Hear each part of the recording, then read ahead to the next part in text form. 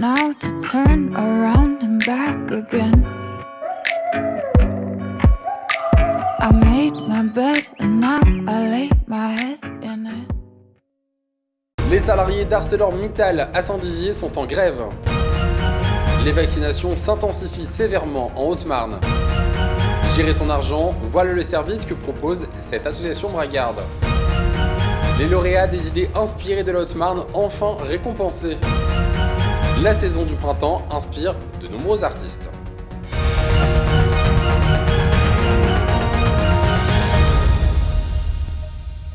Bonsoir à tous, bienvenue dans notre journal du vendredi 19 mars 2021.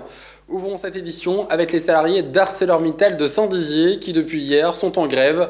Ils dénoncent un climat malsain régnant au sein de l'entreprise suite au harcèlement et au comportement de la direction. Une grève qui n'est pas prête de se terminer puisqu'ils n'envisagent pas d'y mettre fin s'il n'y a pas un accord trouvé avec la direction. On écoute leurs revendications au micro de Manon de Fontis. En gros, c'est l'accord 35 heures qui n'est pas respecté. On demande qu'ils appliquent l'accord 35 heures. Voilà, en gros. Et puis avant ça, il y a tout un tas de choses. Ça fait plusieurs années. Ils nous suppriment les primes. C'est une accumulation de beaucoup de choses. Oui. Et là, les salariés, ils ont craqué, ils en auront le bol. Il y avait une prime de productivité qui était en place, tout ça, elle a été annulée. On avait un contrat de progrès, pareil, il s'est annulé aussi. On ne touche plus rien. Donc c'est vrai que les salariés... On a une direction qui aujourd'hui fait du harcèlement aussi, clair, net, précis. Donc tout ça mis bout à bout, ça commence vraiment à faire de trop. Et comme on l'a marqué dans notre tract, trop c'est trop, effectivement. Et aujourd'hui, ce qu'on demande, c'est déjà le respect. Et pour l'instant, la direction, elle ne veut rien entendre du tout. Voilà, on est dans une grève illimitée. Et de toute façon, tout le temps que la direction ne lâchera pas, nous maintenant, elle veut plus. Comme elle nous a dit, elle ne peut pas faire marche arrière. Mais nous non plus, on ne peut plus faire marche arrière. Voilà. La vaccination s'accélère en Haute-Marne. Ce matin, le préfet Joseph Zimet a annoncé l'arrivée de 30 000 doses supplémentaires de vaccin Pfizer, ce qui va permettre de débloquer 5 000 nouveaux rendez-vous pour les personnes éligibles à la vaccination. Par la suite, d'autres rendez-vous seront proposés et de plus en plus de centres de vaccination, notamment dans l'ancien Décathlon de Saint-Dizier qui ouvrira ses portes le 29 mars prochain. Pour l'heure, 7,8% de la population haut-marnaise est vaccinée et le préfet souhaite intensifier cette campagne. Écoutez. Nous avons quasiment achevé l'effort de vaccination dans nos EHPAD. 87% des personnes vaccinables dans les EHPAD ont reçu la deuxième injection. Nous sommes près de 100%, c'est tout à fait exceptionnel. Notre objectif maintenant, c'est d'avoir achevé la vaccination des personnes les plus fragiles, principalement les plus de 75 ans. J'aimerais que nous ayons atteint cet objectif à la fin du mois d'avril grâce à ces réapprovisionnements massifs en doses. Et puis, vous l'avez cité, grâce à des opérations éphémères et complémentaires, un partenariat exemplaire avec le conseil départemental que je remercie, nous allons traiter les zones qui échapperaient à une couverture optimale. Et donc le bus se déplacera en partenariat avec l'ARS et l'État dans les zones les moins bien couvertes, les moins bien desservies du territoire. Nous sommes, nous, encore un petit peu à l'abri, mais il faut craindre que la région Grand Est, elle aussi, connaisse une augmentation significative de son taux d'incidence et de positivité, puisque le variant progresse de façon foudroyante chez nos voisins de l'Aube. Le variant britannique représente plus de 80%. Nous avons le variant sud-africain et brésilien, vous le savez, à l'Est, en Moselle. Donc il est à prévoir que Grand Est sera également touché par cette course du variant. Nous avons encore un petit peu de temps. D'une certaine façon, l'effort de vaccination nous protège davantage. Il faut néanmoins se préparer à l'hypothèse, nous aussi, d'un nouveau confinement temporaire pour, il faut l'espérer, avec les beaux jours, une sortie définitive de cette crise, d'un confinement éventuel et d'une protection grâce à cet effort de vaccination, vous avez compris, qui prend maintenant une proportion tout à fait massive. Et merci à Julien Carré pour ces images. Et justement, poursuivons avec l'image du jour, l'ACB Scène de Bar-le-Duc qui a suivi le mouvement du cinéma Confluence. En effet, l'établissement a affiché un slogan « La culture essentielle » pour dénoncer l'obligation de fermeture des lieux culturels. L'Union départementale des associations familiales propose un nouveau service, le point conseil budget. Son but est d'aider les familles et les jeunes dès les premiers signes de difficultés financières avec le surendettement. Cette structure propose des services complémentaires pour mieux gérer son argent. Un reportage de Théo Reguin. Si vous avez des problèmes de frais bancaires. Est-ce que vous avez des frais donc, sur votre compte en banque ? Problèmes bancaires, surendettement, difficulté à gérer ses comptes sont autant de problèmes évoqués durant les points conseil budget. Des lieux d'accueil où l'on peut bénéficier d'un soutien personnalisé sur des questions financières. Fin 2020, le gouvernement décide d'en labelliser 400 sur le territoire national dans l'objectif de lutter contre le surendettement et de proposer des espaces d'éducation budgétaire. Le point conseil budget va pouvoir leur apporter des informations sur comment demander telle ou telle aide au niveau des relations donc avec la CAF, au niveau des impôts, au niveau de toutes sortes de services. À Saint-Dizier, c'est l'Union départementale des associations familiales, l'UDAF, qui a été labellisée pour organiser et animer les points conseil budget. L'État nous a conféré donc du coup plusieurs missions. La première, c'est de représenter donc toutes les familles sur le département. On siège à différentes commissions. Et pour ce faire, nous avons donc plusieurs bénévoles issus de nos 38 associations adhérentes et des 3600 familles en Haute-Marne.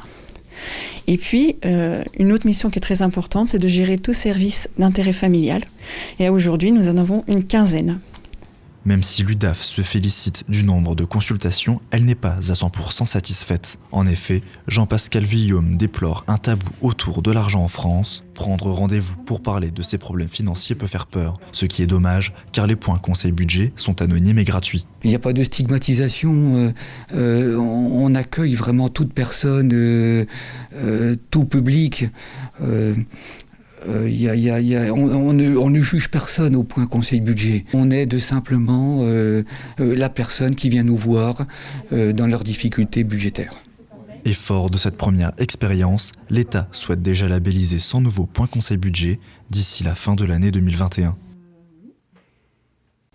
Aujourd'hui, en fin de matinée, le conseil départemental de la Haute-Marne a récompensé les lauréats de la deuxième édition du concours des idées inspirées.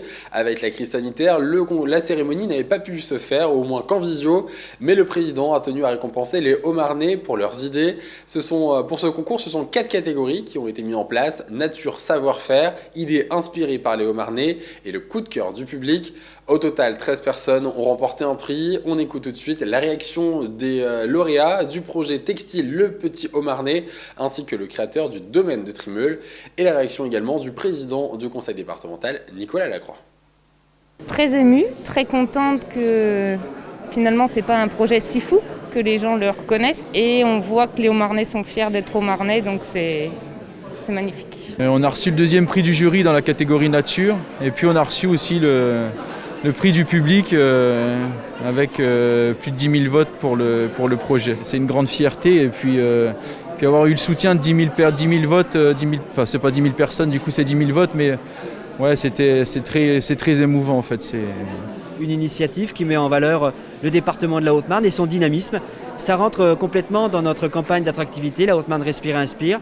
Ça rentre dans notre idée d'avoir des ambassadeurs qui portent des projets et qui mettent en avant la Haute-Marne dans son dynamisme, dans ses idées, sa volonté tout simplement de sortir de l'ordinaire pour montrer que la Haute-Marne, on a une richesse forte. On a eu beaucoup de participants, on a eu plus de 59 000 votants.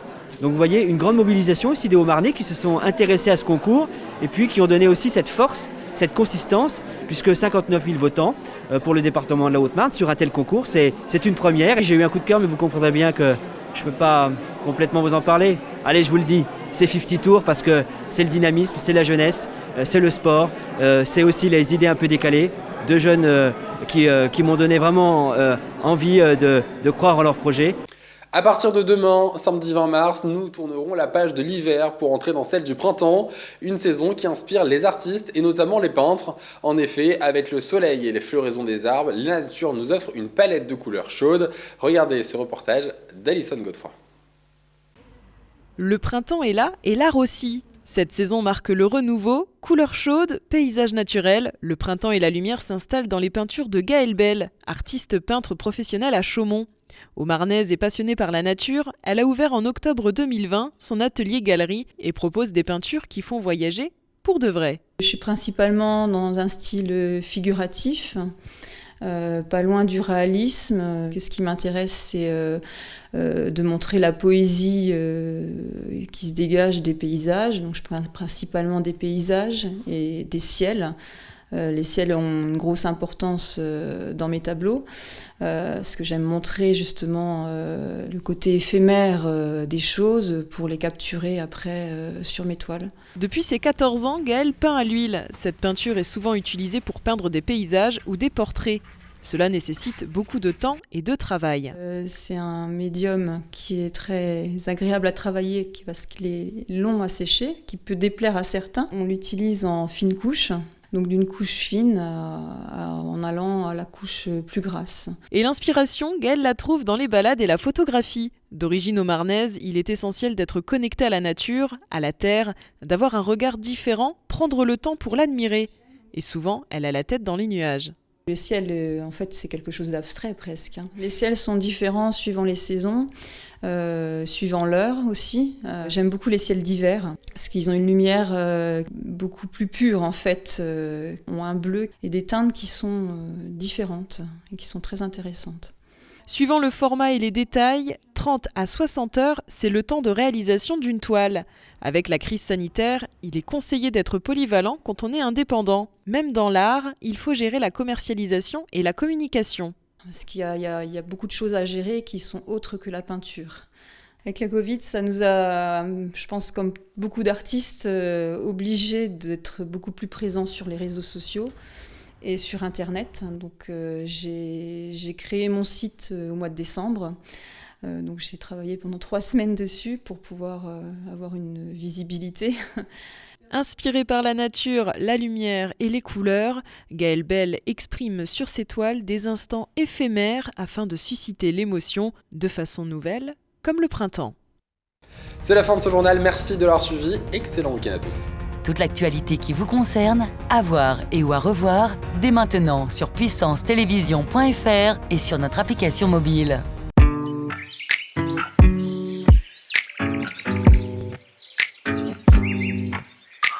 It's too late now to turn around and back again. I made my bed